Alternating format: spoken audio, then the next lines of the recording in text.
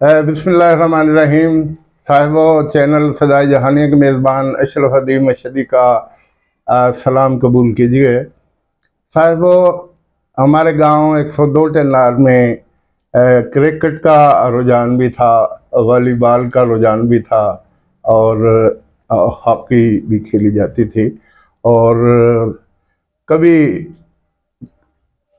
वक्त होता था कि कबड्डी की बड़ी ज़बरदस्त टीम हुआ करती थी। हमारे दौर में वॉलीबॉल की टीम बहुत अच्छी थी। डॉक्टर मोहम्मद सादिक साहब, पीटी अब्दुल गफ़ार साहब, अब्दुल जब्बार और दीगर, चौधरी अयूब चीफ, मोहम्मद याहिया और इस तरह के और बहुत से खिलाड़ियों पर मुश्तमिल वॉलीबॉल की बेहतरीन शूटिंग बॉल टीम हुआ करती थी। और लोग बताया करते थे कि इससे पहले ये टीम और भी उरूज पे होती थी जब सैयद मोहम्मद ज़करिया शाह इस टीम के कप्तान हुआ करते थे और वो सेंटर के अनथक खिलाड़ी थे और 5-5 गेमें वो बगैर पोजीशन चेंज किए खेलते थे। और आज भी उनके घर में पड़ी हुई बहुत सी ट्रॉफियाँ उनके टीम वर्क और खिलाड़ियों की मेहनत की तरफ इशारा करती हैं। ये तो अपना वॉलीबॉल की बात होगी। मैं क्रिकेट के एक यादगार मैच की बात करता हूँ।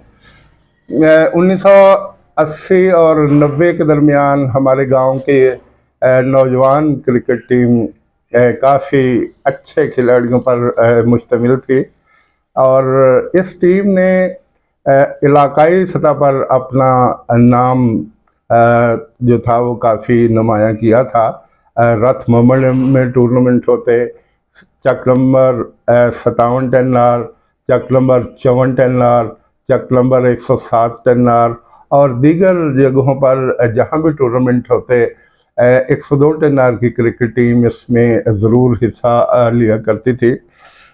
इन खिलाड़ियों में निसार खान, नासिर शाह, सरफराज अहमद और सईद अहमद मशदी मरहूम, यूनस मोमन, तारिक बशीर, साजिद बशीर, जाहिद शाह, नवीद अंजम, ये भी बेचारे फौत हो गए। खलील अहमद, ये भी फौत हो गए। बहुत अच्छे ऑलराउंडर थे। नवीद जो थे ये भी बहुत अच्छे ओपनर थे और साथ साथ अच्छी स्पिन बॉलिंग भी कर लेते थे। सईद का जिक्र तो मैं पहले भी एक वीडियो में कर चुका हूँ कि वो वकार यूनस की तरफ बेहतरीन बॉलिंग किया करते थे। और निसार खान छोटे स्टार्ट के साथ बहुत अच्छी गेंद मूव करवाते थे और हौसलामंद बैट्समैन की हैसियत से बड़ी देर तक विकेट पर ठहरने की उनमें सलाहियत थी और अक्सर वो मैच विन करके मैदान से बाहर आते। नासिर शाह ये बेहतरीन ऑलराउंडर थे। इनकी तेज़ गेंदों का सामना करना आम खिलाड़ियों का काम नहीं था और ख़ुद वो बहुत अच्छे हिटर थे। जब भी टूर्नामेंट होता, एक मरतबा गांव में मुकाबला था कि सबसे ज़्यादा छक्के कौन मारता है, तो नासिर ने 13 छक्के मारकर वो खुसूसी कप हासिल कर लिया था। ये अलग बात है कि बाद में इल्ज़ाम लगा कि जिस मैच में अशरफ शाह और मोहम्मद सरवर का इनके साथ मैच था तो वहाँ उसने जी भर के और दिल खोल के छक्के मारे थे। तो आप इससे अंदाज़ा लगाइए कि वो किस पे हिट हो रही थी, मैच फिक्सिंग के हवाले से या हमारी रहमदिली के हवाले से या हमारी कमज़ोर बॉलिंग की वजह से। बहरहाल वो तो एक मामूली सा वाक़या था।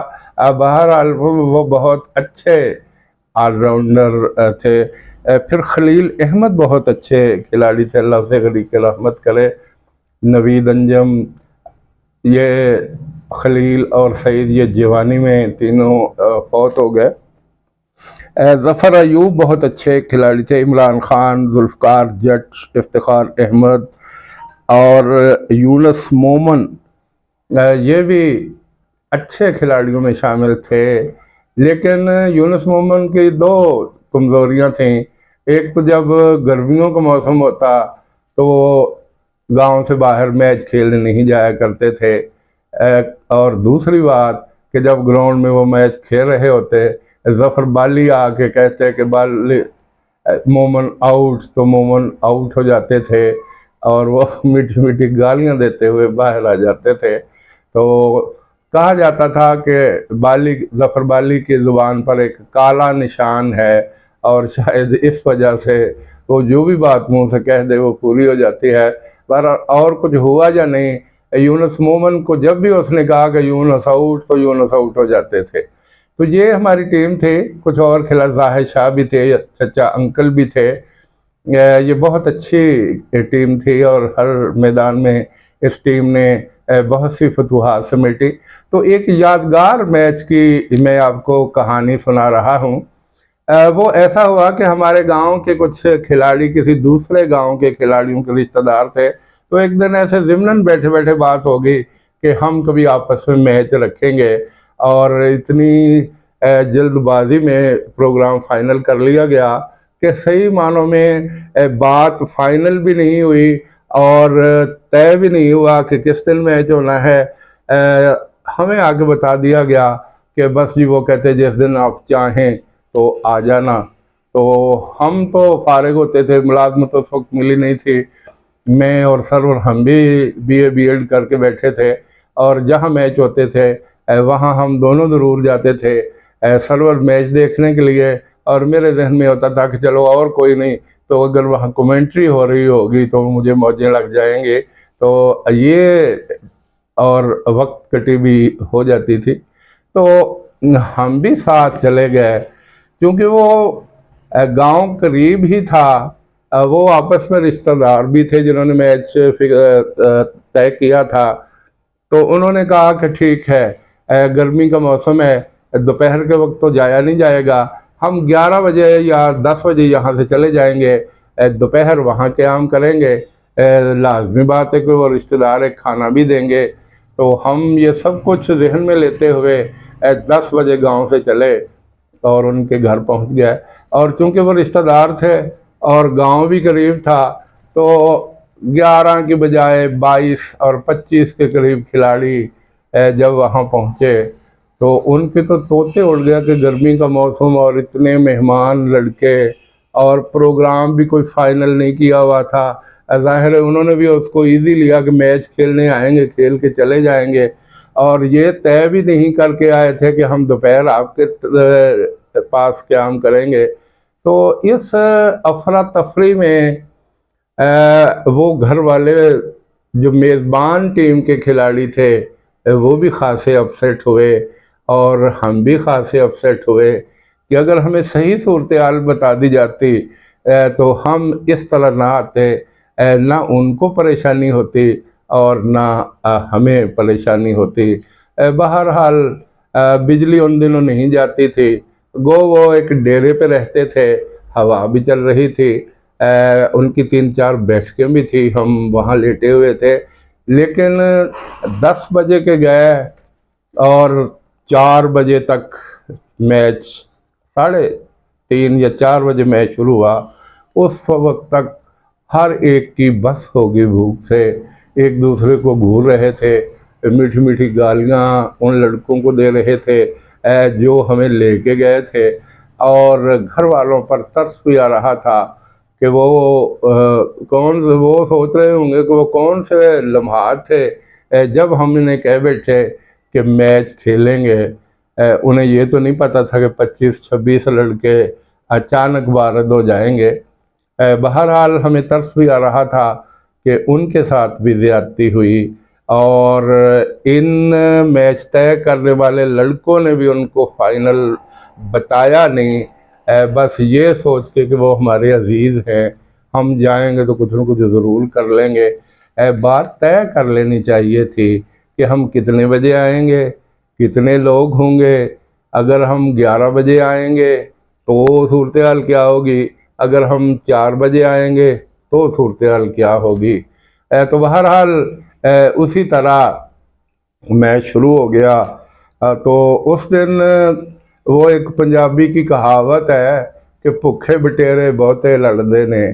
तो उस दिन मैंने देखा कि वो सारे खिलाड़ी भूख के मारे हर एक का बुरा हाल था। फिर जिस ग्राउंड में मैच खेल रहे थे वो बहुत बड़ा वो जंगली ग्राउंड था, तो गेंद को हिट लगती तो वो कम से कम 200 को मीटर ज़रूर दूर चली जाती। तो अक्सर गेंद को उठाने के लिए मोटरसाइकिल इस्तेमाल करनी पड़ती, क्योंकि खिलाड़ी दौड़ नहीं सकते थे।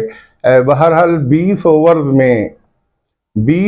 में इन भूखे खिलाड़ियों ने 178 या 77 का स्कोर बना लिया। तो जवाब में जब दूसरी टीम की बारी आई तो वो तो वैसे खासे दबाव में थे कि हम कहाँ फंस गए, और वो बड़ी जल्दी आउट हो गए। बहरहाल जब हम उस ग्राउंड से वापस पलट रहे थे तो फिर चारपाइयाँ बिछी हुई थीं और खाने का बंदोबस्त था। हम खाना खा के उनका शुक्रिया अदा करके वहाँ से चले, और वापसी पर हमने उन लड़कों से जिन्होंने मैच तय किया था उनसे कहा कि यार आप लोगों ने हमारे साथ भी बड़ी ज़्यादती की, अपने साथ भी बहुत ज़्यादती की, और उन मेज़बान अपने रिश्तेदार लड़कों के साथ भी बड़ी ज़्यादती की। वो बेचारे सारा दिन इस दबाव में उन्होंने गुजारा कि अब हम इतनी धूप में, ज़ाहिर है जुलाई का महीना था और शदीद गर्मी होती है जुलाई के महीने में, तो परेशानी में वो भी, उनका दिन भी गुजरा और हम भी भूख और परेशानी में सारा दिन ना सो सके। कोई बात भी करता था तो हंसी नहीं आती थी, कोई बात भी करता था तो उसका जवाब देने को जी नहीं चाहता था। बहरहाल वो जैसे तैसे दिन गुजारा। अरसा गुजर गया, 1984-85 की बात है, और आज मुझे याद आया तो फिर मुझे वो लम्हात याद आ गए, और जो लम्हात खुशकुन किसी भी लिहाज से खुशकुन नहीं थे। अपने आप पे कुछ अफसोस भी हो रहा था, उन लड़कों पर भी अफसोस हो रहा था, और तरस उन मेज़बान टीम के खिलाड़ियों पर और उनके घर वालों पर कि 25-26 खिलाड़ियों को दिन भर वो देखते रहे, और फिर बामरे मजबूरी उन्होंने खाना बनाया और सबको खाना खिला के भेजा। तो इसके बाद फिर हमने तय किया कि आइंदा कभी भी कोई मैच हो तो तमाम बातें वाज़े कर लेनी चाहिए कि कितने बजे आएंगे, सिर्फ मैच खेलने आएंगे।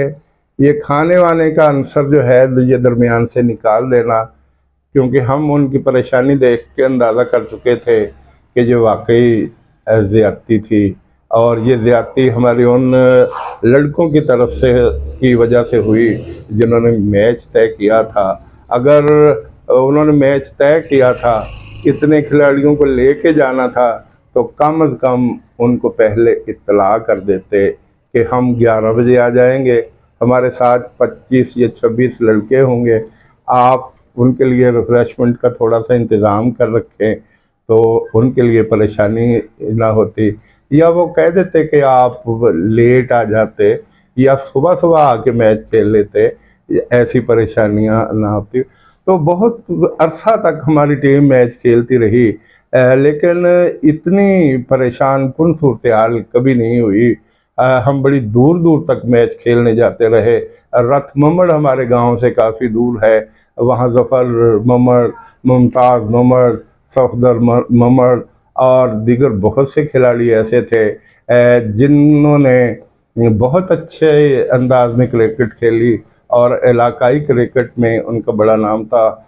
सब्तैन शाह, इकबाल शाह और दीगर कई खिलाड़ी जिन्होंने इलाकाई सतह पर बहुत नाम पैदा किया। और फिर उन्हीं की टीम में बाद में 112 WB है गालिबन, ये अब गड़ा मोड़ के करीब गांव, सईद अनवर जूनियर, वो भी उन्हीं की टीम के साथ खेला करते थे, और बाद में वो पाकिस्तान की जूनियर टीम में भी शामिल हुए।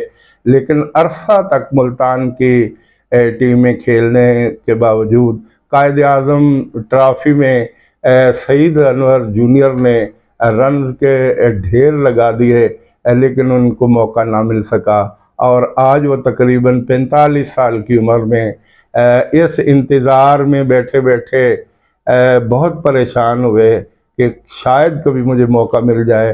अच्छे टैलेंटेड खिलाड़ी थे, अगर उन पर थोड़ी सी तवज्जो दीजिए, तवज्जो तो बहुत उनको मिली, लेकिन एक दो बार मौके देने के बाद, जैसा कि पाकिस्तान में होता है, फिर उनको लिफ्ट नहीं कराई गई। वो अच्छे खिलाड़ी थे। ये जिन दिनों शाहिद अफरीदी पाकिस्तान की जूनियर टीम में आए थे, वो भी उसी टीम में शामिल थे जब जनूबी अफ्रीका में शाहिद अफरीदी ने तेज़ तरीन सेंचुरी बनाई थी। उस मैच में सईद अनवर जूनियर ने 23 रन बनाए थे और बाद में भी वो खेलते रहे। तो इस तरह की बहुत सी यादें ऐसी हैं जो उस दौर से वाबस्ता हैं। तो बहरहाल मैं उस यादगार मैच की बात कर रहा था जिसकी वजह से कुछ हमें भी परेशानी हुई और कुछ हमारे मेज़बानों को भी परेशानी हुई। तो ये कुछ यादें थी जो मैं आज आपसे शेयर कर रहा हूँ।